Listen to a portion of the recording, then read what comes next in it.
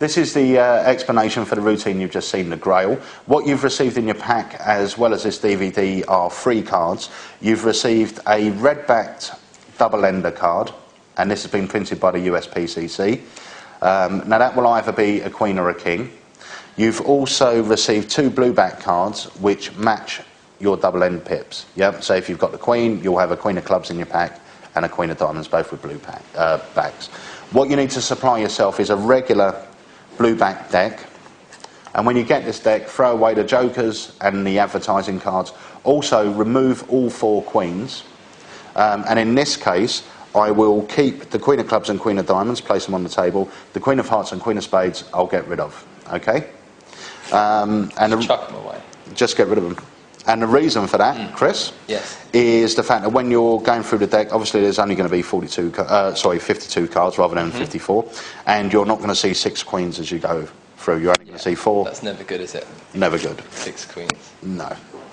Right, the setup is very, very simple. All you need to do is deal down 11 cards. 4, 5, 6, 7, 8, 9, 11. Yep. On top of that, you place one of your false cards. Then another 11 cards, 1, 2, 3, 4, 5, 6, 7, 8, 9, 10, 11. On top of that, you place another false card, but try and do these alternating. Or don't try, just do it. Just do it. 1, 2, 3, 4, 5, 6, 7, 8, 9, 10, 11. Another false card. Is that alternating? I don't know. No, it's not. Don't try, just do it. Just do it. Just get it done. Then another 11. 5, 6, 7, 8, 9, 10, 11. Last false card, and that should leave you with 4 cards in your hand, which now go on the face. Okay? Yeah. So that's your setup. Now, from this position, your cards, if you were to deal down from the top of the deck, your cards are located at position 12, 24, 36, and 48. Yeah? Mm-hmm. Quite easy to remember, isn't it? It certainly is. It's your 12 times table. 12 times table. For those of you that's going to find it hard to remember, we're going to put the numbers up at the bottom of the screen. Obviously, you can't watch the DVD whilst performing it in public, so try and memorise them. And if you were to deal from the face of the deck, the queens are now at position 5, 17, 29, and 41. Okay? Slightly more difficult, that one. Slightly. But, I mean, I've got a very bad memory, and it only took me about an hour to memorise. Really? Yeah. Not too bad, is it? That was just one of the numbers. That was 5. Right. He's got them written. That's another idea, actually. You can actually have the numbers written in the tab, so that's a good idea. It wasn't a waste of time bringing you. No, it's come up trumps there. Right, so all you do is you place the cards that are set into the pack. I always have the back of the cards on the half moon side of the deck.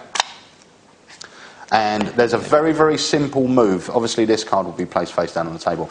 But there's a very simple move you've got to do if they call a number that isn't one of the surefire hits, one of the 8. Most of the time, I will say that out of 100 times, at least 20 times, they're going to hit dead on. And in which case, it's the cleanest effect ever. But even when they don't hit, it's still very, very clean. So if you name a number that isn't one of our direct hits.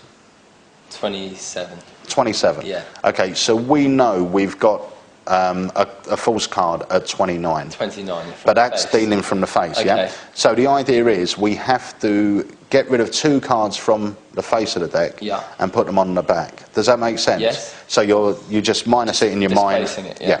And this is the move, and it's not a move. You don't make a big thing out of it. You just open the deck.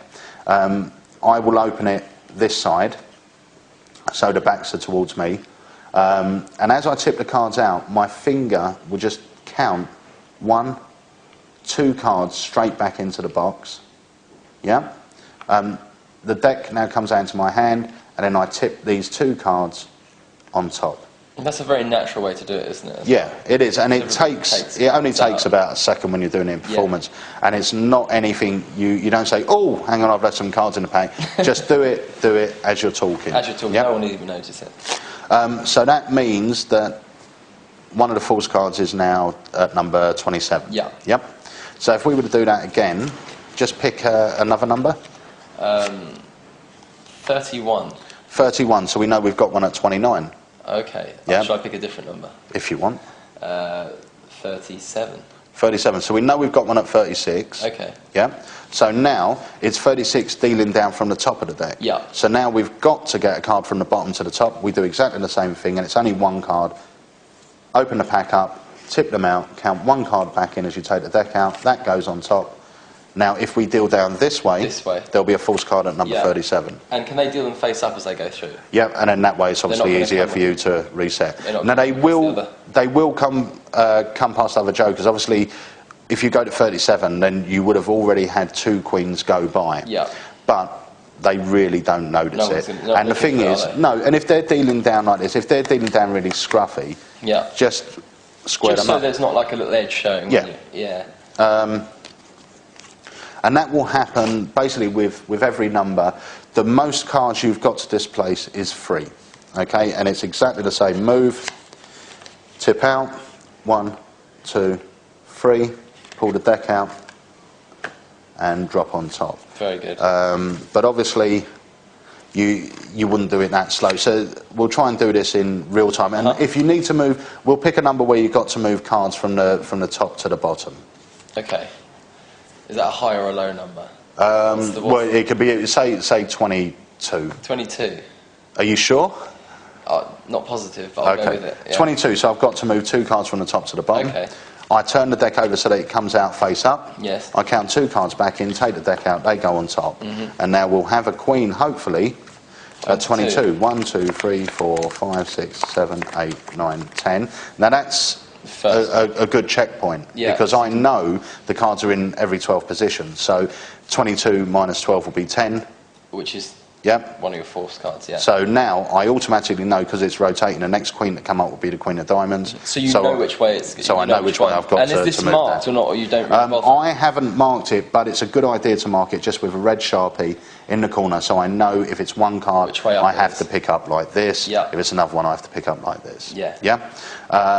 So 10. We were 10, 11, 12, 13, 14, 15, 16, 17, 18, 19, 20, 21. Should be the queen of clubs, yeah?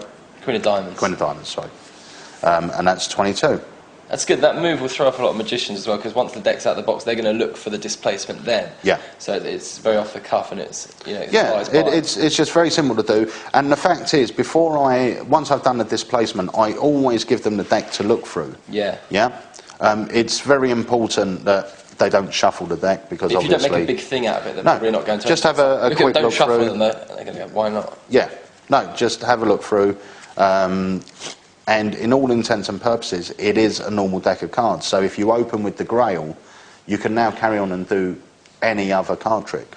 Yeah, because it doesn't take long to reset, does it? No. You could do it as you're walking, you know, to your next table or something like that. Yeah, that's very clever. And that's the Grail. You'll have the numbers there if you watch it again. The numbers will be there. Just remember the numbers, and this will serve you. As well. Yeah, good idea. You can write them in the flat, so you can do your calculation as you open it, and this will serve you well for many years. The Grail. Excellent. Thanks for helping. Thank you for showing me.